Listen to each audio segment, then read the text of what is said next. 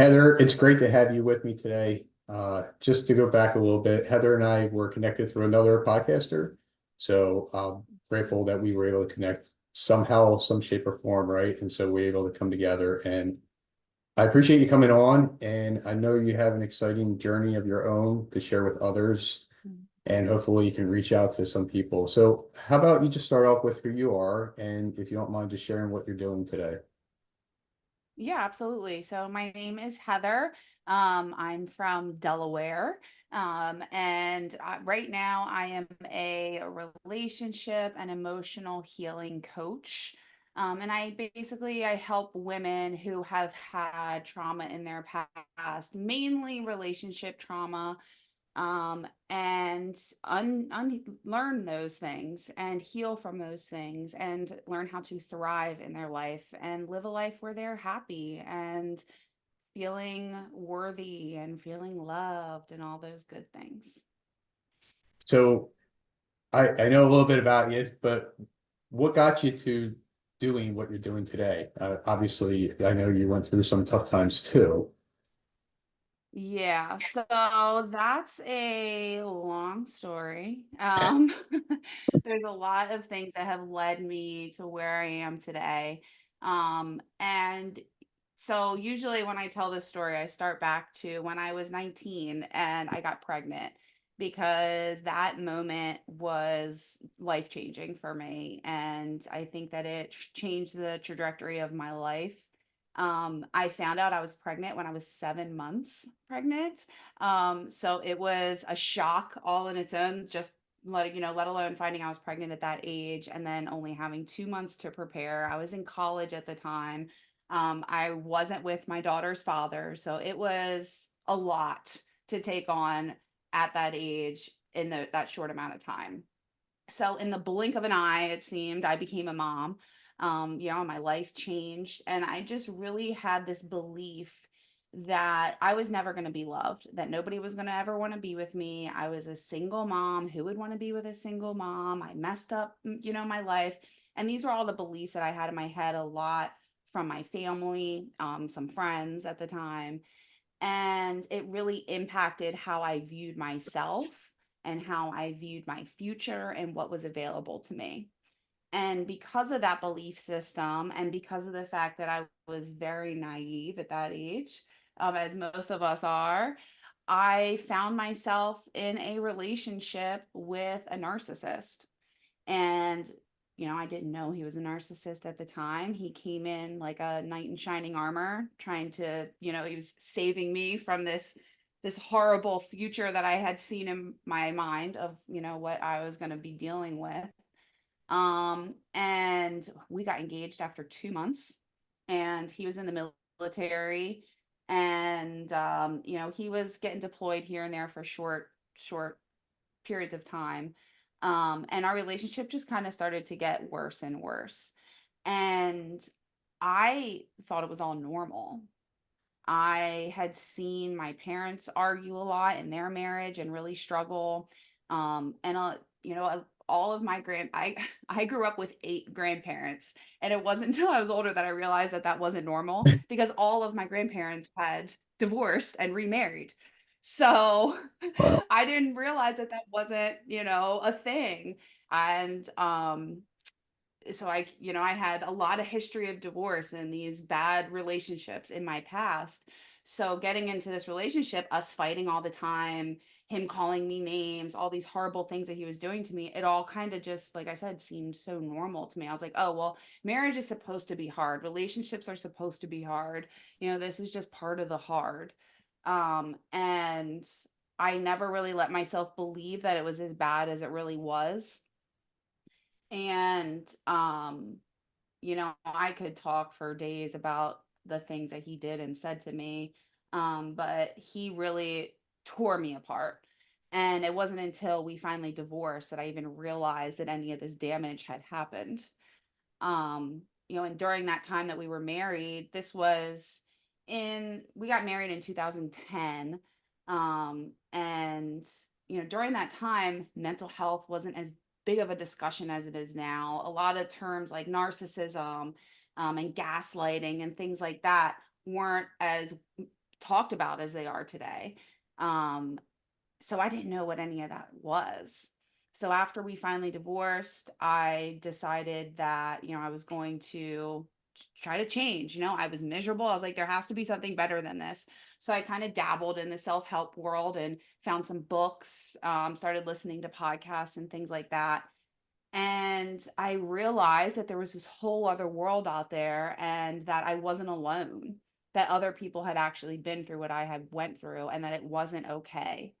And I just went down this rabbit hole of what toxic relationships were, how they affect you. I've always been into psychology, so it was really easy for me to get into the mental health side of it and how it affects us that way and affects us emotionally. And I just, I actually originally became a beach body coach, was how I got into the coaching world. Cause I was like, oh, this seems cool. I can help people. Like I was in the fitness, I was like, I can do this. And then I was like, all right, this is too much of like a pyramid scheme for me. Like I don't want to be pushing these products on people. Like I want to like just help people. So then I came across life coaching and I got certified. And my journey, my business has kind of morphed over time into what it is today. But yeah, that's kind of a long story, made a little shorter. Short. Yeah, it's just a couple of years squeezed in. Um, Yeah. about what age were you starting to turn the new leaf and find out there's all these different people out there that are looking to change their life? So I was about 30 years old. Me and my husband divorced it was about 6 months before my 30th birthday. And I got the divorce decree the first week of February, and my birthday is the second week of February. And I was like, I am throwing myself a banger. I threw myself a 30th birthday party. I was like, this is my start to like a whole new decade of life and a whole new me. So I made a whole thing of it. But yeah, it wasn't until I was 30 years old that I finally realized that I had some shit going on. Gotcha. So you realized there was a problem and you're the one that said, I want out. Yes. Yeah. Yep. I actually read the book Eat, Pray, Love by Elizabeth Gilbert. I don't know if you're familiar with it or not, but there is a movie made with Julia Roberts. And it's about a woman who is going through a really hard time. She's married and she realizes that there's something missing. And she goes against the grain and she divorces her husband and everybody thinks she's lost her mind, and she's like, I am going on a year sabbatical, I'm going to go travel the world. And she spends 3 months in Italy. She spends 3 months in the second place is oh my gosh, Thailand, I think it was. And then the third place she goes to is Bali. And it's just about her journey and how she transformed her life and how she learned about spirituality. And when I first read that book, I was like, oh my gosh, people can get divorced. People, like, there's other people that are miserable there. Like, it was just like this weird epitome to me. And I read that book like 3 times. I have seen the movie so many freaking times. I love it. But that was really where I was like, oh shit, like there really is something else out there. Like this woman was, I related to how she felt in the beginning of the book so much. And I was like, she changed her life. She has absolutely changed her life. And that's still a goal of mine, is to go solo travel for an extended period of time. It's on my bucket list. I will do it one day. Cool. And have that experience myself. But I kind of made the experience the best I could at home, by really putting myself out there, taking myself on what I called self-love dates, and would just go and explore. I would go check out new restaurants by myself. I would go to museums by myself. I would just go do stuff alone. And while it wasn't this grand adventure that she had been on, it was still enough that it changed how I perceive the world, really. Right. And why would you wait around for something else to come along to experience that, right? Time's just going to pass by. So you had that Yeah. opportunity to take that time. Yeah. Yeah. Yep, So, exactly. so you read this book and, uh, it changed how you were thinking, right? Did, Yeah. But I mean, what kind of like was going through your head? I mean, were you like, willing to sit down and talk to your husband at the time, or and talk it out, or did you So, actually realize there was an issue going on? well, there was throughout the 10 years that we were together, there were many times that we split up and we ended up getting back together because, for what I later realized, I had trauma bonded with him and I was extremely codependent. And I just did not see a life without him. It was very difficult for me to separate myself from him. And especially being as young as I was and naive as I was, I didn't have any experience in a lot. Really, I didn't have a lot of relationship experience. I had one other boyfriend from high school, and I had dated a couple guys here and there, but then I met my ex-husband and we like jumped in head first. And with him being as toxic as he was and manipulative as he was able to keep me wrapped around his finger for a really, really long time. Um, there was two times in particular that we split up for an extended period of time, a few months. And both times in the beginning of it, I was like, this is what I need. I need to get away from all this negativity.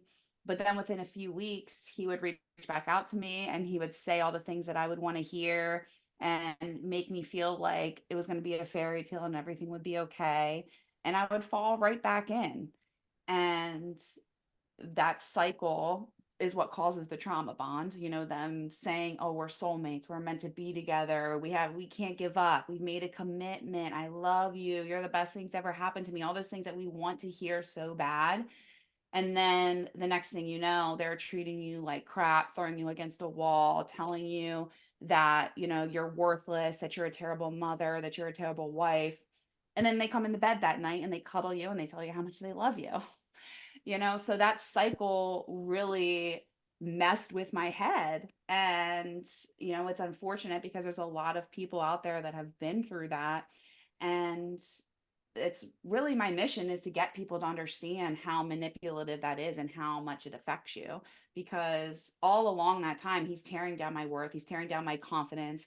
I resented and hated myself so much when I finally got out of this relationship, because I was like, what the hell were you thinking? Why did you stay in that relationship for so freaking long when he was treating you the way that he was treating you? Like, are you stupid?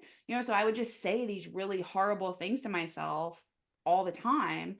Um, and it was mostly from things that he said to me. I was just reiterating them and they became my own words and my own beliefs about myself.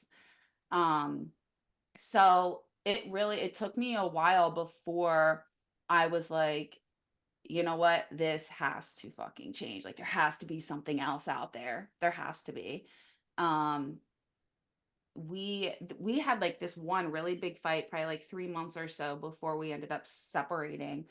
And he so I had actually caught him in our house, in our bathroom, with his pants around his ankles and a woman in front of him on her knees. Mm. And I opened the bathroom door and I was like, what, you could fill in the blank for the things that were said. Um, but yeah, it caused this big fight. And then I ended up forgiving him because he was like, it's all in your head. You're overreacting. It's nothing. It's nothing. And I was in such a bad place mentally that I believed him. And I was like, you know what? You are overreacting. Why would you get so mad about that? And I convinced myself that it was okay. And then a couple months later, we were at home and I was like, hey, I really want to watch this movie. Will you come watch it with me? And he's like, no, I don't want to sit in there with you. And I was like, okay, I want a divorce. And like whatever it was, like it just clicked in my head at that moment. I was like, he won't even watch a movie with me. And like all these things had flashback of all the terrible things that had happened. And I was like, I just can't do this anymore. And I said that and he was like, okay. He didn't even fight. He didn't even care. It was like the simplest divorce ever. Like we literally signed paperwork and everything was amicable and it was over. Um, and then, then of course all the fun part started with all the healing and the self-awareness and all that stuff. That's awesome. Yeah, I mean, it's awesome as far as the fun part, right? Um, Oh yeah. before we get into that stuff, did you like talk to any friends or family members like trying to figure it out instead of just figuring it out on your own? So I have a few close friends at the time, and when we split up, my the person that was actually the maid of honor in my wedding, who was the closest person to me, who was around all the time and saw all the things that he was doing to me, actually chose his side and said that Hmm. I was wrong for abandoning the marriage. So needless to say, that friendship suffered and has since ended. Um, I unfortunately kind of grew up in a family where we weren't extremely close. We didn't talk a lot about our emotions. We didn't, go and cry to each other with, these things. So I had probably three friends at the time that I actually could go to and talk to. And they were really there for me, but at the same time, everybody has their own stuff going on, and the mindset that I was in at that point was that I'm a burden. So it was really difficult for me to go out and talk to people about it. Um, Most of my healing has all just been self-healing, and reading and journaling and diving super deep into these practices. As I had got certified over the past couple years in different areas like EFT tapping, and inner child healing, I just really dive super deep into what they're teaching me, and I just do the practices myself, and I've learned how helpful they can be. So I think I've been really blessed because that doesn't always work for people to do it on your own. Um, and like I said, I had support of some friends that I talked to about everything. But there's just something different because they had never dealt with what I was dealing with. They couldn't really relate. They were great to be a listening ear and to be there for me and to keep me busy and take me out and do stuff with me and stuff. But when it came to actually the hard stuff and the deep conversations, I didn't really have somebody that really related. Um, so I guess to answer your question, no, I didn't really have too many people that I could talk to. But yeah. No, yeah, and I'm just asking that because some people would carry their relationship outside of the relationship instead of just trying to work on the two people, right? And then they take in the opinions, the facts, or whatever you want to call it from these outside sources, and they say yes, no, whatever. And then they start agreeing into what their friends or family members say. So if you listen to your friend that don't get out of it before you left, then you would still be in it. Yeah, Um, yeah. And honestly, that one friend that I said, my maid of honor, she would have, if I had listened to what she said, I definitely would have still been there. yeah. Um, but I was definitely wise enough to, I'm like, how can you honestly be on his side and support him after everything that he's done? I mean, there was physical abuse, there was mental abuse, there was financial abuse, there was emotional abuse. I mean, in every sense of the word, he was treating me poorly, and how a husband was not supposed to be treating his wife. And she had a front row seat to it. And I mean, I did listen to her for a long time. And it got me nowhere. But then at the end, for her to be the way that she was, and like, oh my gosh, you're wrong. Why, how can you abandon your marriage? You made a commitment and all this. I'm like, first of all, you're not married. You don't understand what, you've never been in this kind of relationship before. And she's 4 years younger than me too. And I was already young to be dealing with all this. I was like, you do not understand. And she stuck to her guns that I should have stayed, but thank God I didn't. I'm so much happier now. Yeah. So you gotta be careful where you're getting your advice from, right? I mean, because single and Yep, married, that's 100%. a huge difference right there. So if you were Mhm. talking to other marriage, people that are married, it probably, things could be different, especially if he wanted to work on it too, who knows? Exactly. Yeah. But yeah, Yeah. so you went down And I this, you tried to went, get him to go to therapy. yeah, I tried to get him to go to therapy for a long time. Because I think I mentioned he was in the military, so he had some PTSD stuff because he was overseas for a while at one point. And I tried to get him into therapy on his own together. I was like, we like anybody, like if you actually care, like let's do something, let's talk, let's make a change. And he just had no interest in any of that. Yeah, he was already gone, kind of. Um, Yep. so Mhm. before we jump into your change, I wanted to ask you, how would you describe a toxic relationship to somebody? Whether it's a client or somebody that comes along your way now, or even if you want to bring up, stuff from your past, like there's a lot of stuff floating around out there that says toxic relationship. Like, what is it? Like you said yourself, like you had no idea you were in something like this until one day you just fell upon all this stuff. Um, so I'm just curious what your definition would be. Yeah. So, I mean, like you said, the things can be very, very subtle. And a lot of the times we allow this kind of treatment, and I'll get into that, but we allow this treatment for so freaking long. Like I thought it just became so normalized in our lives that we don't even look at it as toxic. Um, so there are a lot of factors, in my opinion, to a toxic relationship. Number one, and probably the most important, is how you communicate with each other. And this includes how you communicate on a daily basis about simple things, but also how you handle your big problems. So, in a toxic relationship, that's going to look like screaming and calling each other names, and slamming doors. Maybe it ends, has physical, whether it doesn't have to be them punching you or something. They could be pushing you or just pushing you onto a bed, even, which seems so simple, but that's not okay for somebody to put their hands on you when you're in a heated argument because it's coming from a bad place.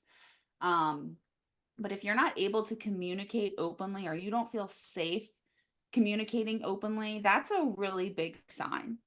If you are worried that if you want to express yourself to your partner and you're worried that they are going to have a high emotional reaction to where they're going to start screaming at you or it's going to turn into some kind of physical violence, then that's a big indicator right there that it's a toxic environment. Um, I am in a relationship now where I feel so open to go to my partner with anything, and I've never felt that way before in any past relationship. So that was huge for me, huge for me. And I see how big of a difference it can make where you have that emotional safety, because before I would like start shaking, I would be crying before I even approached him with anything because I was so terrified of his reaction. He was so unpredictable. So if you have those feelings when you want to communicate with your partner, that you're scared of their reaction or worried what they're going to do or say, that's a big indicator that it's a toxic relationship. Um, Another big indicator is how they treat you in public. This again is something that I see in a lot of relationships, and people just kind of brush it off or laugh it off like, oh, they're just joking. But there's truth to that. My ex would say things to me in public that I would never think about saying to somebody else. I mean, there was one time I had some friends spend the night. We had been out the night before, and I woke up in the morning to cook breakfast for everybody, and lo and behold, my friend and her boyfriend were already up cooking breakfast, and I was like, "Hey, that's awesome! Like, I love you guys." So they're cooking breakfast. He comes down, and in front of my one of my best friends, my longest friends, he was like, "I am not eating anything unless my wife cooks it for me. She needs to do her wifely duties and make me my food." And he was dead serious. And my friend and her boyfriend were both like, "What the hell? Like, what are you talking about, dude?" So just things like that, or if they embarrass you in public and like make fun of you in public. He would talk so much shit about me to our friends when we would go out. He would embarrass me. He would like, I mean, there was one time I had an upset stomach not gonna spare you the details, but I had a rough night one night, and he decided to share that with all these people and just embarrass me and laugh at me. Somebody who truly cares about you is not going to put you through that, especially in front of people that you care about, your friends, your family. They're not going to embarrass you.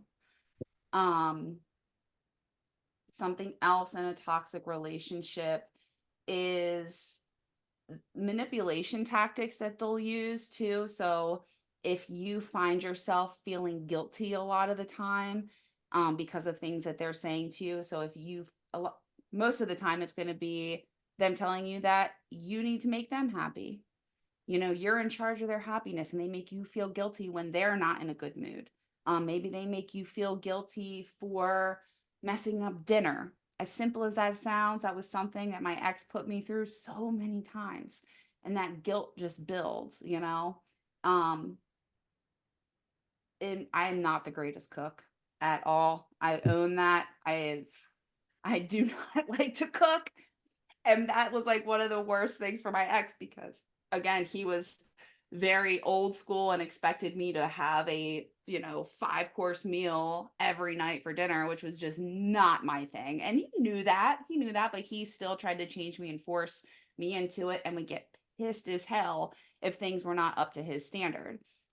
I'll burn dinner now and my boyfriend will be like, "It's okay, baby. I'll eat it." Like it's just night and day. My ex would scream at me for getting the wrong kind of butter at the grocery store. And again, if it happened now, my boyfriend would be like, "Oh, you want me to go get you some, you want me to go get the right butter or something?" Like it's those kinds of things that you need to look out for, how they treat you, how they communicate with you. Those are really the big things in my opinion of Yeah. how to see a toxic relationship. Thank you. Yeah, I think you really broke it down to being simple. So, a lot of people might be going through it and not noticing it. So, yeah, the few, I guess, 3 or 4 things you just shared was great. Um, I also want to add, like, you want to be appreciated, right? So you just Mm, mentioned how your partner goes out and get butter or whatever as an example, right? mhm. But he appreciates you trying to do something, right? And Yeah, reciprocate it, right? You're doing the same thing for him, I'm sure. Um, yeah. what a night and day it sounds like, from relationships, huh? Oh I mean, yeah. Oh, like you said you were shaken with your past, with your ex-husband, and now with your partner, you're just like, what is this, right? I mean, like at least in the beginning, I would imagine you're just like, it doesn't make sense. How was that? Was that 100%. easy or Not at all. And I yeah? think that's something too that a lot of people don't really talk about is that first healthy relationship after the toxic one, how freaking weird it is. Like the first couple months that we were together, I was convinced. I was like, this guy's gonna think I'm nuts because like I would apologize for everything.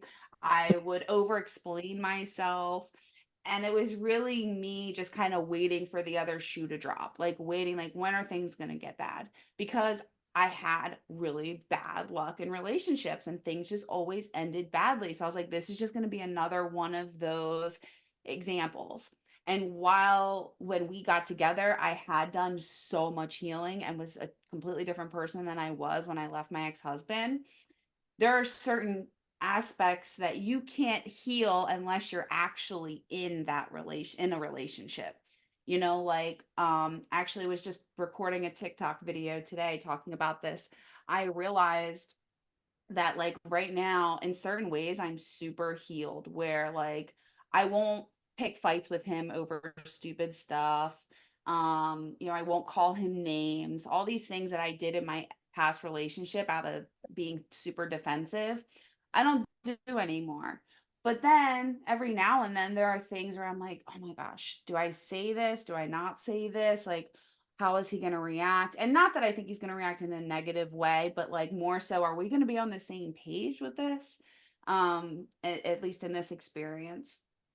But I just notice just I was so scared in the beginning of this relationship, and it reflected in how I showed up in the relationship. You know, I couldn't show up 100% with him. Like, I kept this wall up, even if it was like a half wall and not a total brick wall between us. You know, we could peep at each other over the wall, but I was still keeping that distance between us because I was like, I was just terrified that I was going to get my heart broken again. And I had done so much healing that I was like, I am not gonna let another man tear me down. Like, I was just like, you know, I was standing strong with that. I was like, I was like, I'm not gonna let another man talk to me this way. I'm not gonna let him treat me this way. You know, I had a list of things I was not gonna allow. And it kept this wall up. So I really had to go through this process of trusting that things were going to be okay, and that if it was meant to be, it was meant to be. And if I needed to express myself, if he was the one, then he would be receptive to that. And it just took having hard conversations and kind of getting that practice in. Right? Like, you might be scared of the deep end, but once you jump into the deep end a few times, you're like, this isn't so bad, right? It's kind of the same thing with these kinds of relationships. You have to relearn how to be in a relationship, because once you're in that toxic one for so long, you just think that that's how things are, and you become kind of programmed, and you have these learned reactions to certain things, and it's just a process and unlearning all of that. And it's really scary and it's really hard, but it's absolutely worth it if you're lucky enough to find the right person. Yeah. So you had these very high walls, and your guard was up. So I want to add the word triggers, because apparently, you're Mm-hmm. still going to have triggers, and I'm sure he might too, from wherever he came from. And that's something you have to work out in the relationship. Like, that's what it is. And Yep. now it sounds like you're open enough where you could just go, hey, let's talk about this. And it sounds like he would be open enough to go, yeah, okay, I agree, whatever it is, right? Yep. So Yep. I wanted to add that in, because it's obviously stuff's going to come up, like you just said. Do I talk to him about this? Because he might yell at me, but he's that other person. He ain't going to yell at me. He just wants to talk to you about it. Um, yeah, and then once you open up your heart, instead of having those walls, and start to receive the love, then I think that's where you find, that you can find that one person that you can connect with and have these deep conversations with. And you wouldn't have gotten to this point if you didn't go through all your self-healing on your own, apparently, you Exactly. know what I mean? Mhm. So, um, Yep. Yeah. I mean, that's good. What did you like do to start going through that self-healing, besides starting to read that book and wanting to travel the world? Where did you want to begin? So I was lost in the beginning. I was all over the damn place. I was, I was reading books, I was listening to podcasts, I was I would go on Pinterest and type in self-love and just scroll for hours and come across journal prompts and, things to build your self-love and why your self-love, like all these articles, and I would just read and read and read. And at first, it was a lot of just kind of absorbing the information. And the thing with healing that I always tell people is, you're going to gain awareness by doing all those things, but a big part of healing is actually doing. Like, you can't just read all these books and just think that you're healed because you have that knowledge and because you're aware of it now. You really have to go out there and do the work. So for me, it looked like I mentioned before, a lot of self-love dates, spending time by myself, because one of my biggest issues was codependency. And I always I was terrified to be alone. I had this fear of abandonment, this fear of rejection, and I needed somebody to be there and to validate me. So I really had to go through this period of where I was forcing myself outside of my comfort zone and going to these restaurants, these new restaurants by myself, and going and sitting there, which can be, if you've never done it before, it can be really awkward at first. I You go know. sit at a fancy restaurant by yourself. People are like, oh, did you get stood up or something? I was like, no, I'm here by myself. Right. Um, So it can be really, really hard at first for some people. Some people are extroverts and they don't care and they're just out there doing their own thing. For me, it was a huge barrier that I had to overcome to be able to go out and do things by myself. So just really putting in the work. For me also, healing looked like sitting in bed for hours, crying my eyes out while I journaled. Journaling was huge for me. Because like I said, I didn't have a huge support system. And I was still at this place where I was resenting myself and hating myself, that I was scared to really let the full truth out there. So journaling was a really safe way for me to do that. Um, and I would just write and write and write and cry and cry and cry and then write some more. And, that in itself was very, very healing. Um, I also, along the way, started into this spirituality world. And, I never really grew up in a very religious family. Um, Both of my parents grew up, my dad grew up in a Catholic household, and my mom grew up in a Christian household, and they went to church. And for whatever reason, they decided when they got together that they weren't going to do that. So I never went to church growing up. But I started hearing more, and I don't remember where I first came across it, but diving into Buddhism. And then I'm like, oh, okay, meditation. And then I started learning about breath work and EFT tapping and all these other modalities that you can do. And I was like, let me try this out. Let me try it. So I would go to the park and meditate. I got certified as an EFT practitioner. I just started putting myself out there and actually doing the things. Because again, so many people will listen to the podcast, they'll read all the books, they'll follow all the accounts on social media and read all of their posts, but doing that's not always enough. You have to actually do the work. um so yeah, that's a few examples of what it looked like for me. Yeah. Sorry, she wants to join in a little bit. Um, yeah, I would agree with you with going out on your own, especially I find myself as an introvert as well. So that's a huge change, right? Especially if you've been doing it for so long with somebody else. Um, I also found meditating to be healing as well. And it doesn't have to be long, it doesn't have to be deep, but what I mean? It's just Yep. sitting there and taking in that time and the energy of just I want to call it what I mean? Just like release, right? Just let Yeah. things be. Yeah. You're kind of erasing the day from before, yesterday, so that you can just let today be good. Um, that's how I look at it. But Yeah. yes, 100%. Heather, how does somebody reach out to you and connect with you for however you help your clients, and what else do you provide? I mean, go into details if you like to share what you Yeah, do. yeah, absolutely. So I do one-on-one coaching, where it's a 12-week program, and each week we work through something different. It is structured, but it's also very personalized. So we have an initial meeting where we talk, and I am able to find out exactly what's going on with you, what your goals are for our coaching time together. And then we follow the structure, but I also change things so that it's personalized to what you need, because certain things are not going to work for everybody. But it's a 12-week program. We meet once a week on a video chat, and we go through that. I give homeworks each week. We have journaling. I'm available to talk via text. And it's just a way for you to work through your healing journey kind of the same way I did, but have that support so that you don't have to wait 6 years like I did to get to a place where you're actually totally confident. We can break it down into 12 weeks. You have somebody who's been there. I give you all the tools that I learned along the way. And you have a friend, you have a support. In addition to that, I have a new course that is open for enrollment right now. It's called Worthy as Fuck. And we start in January, and it's a 4-week course. And I am so excited about this. I created the 4 pillars of self worth, which are being yourself, accepting yourself, loving yourself, and respecting yourself.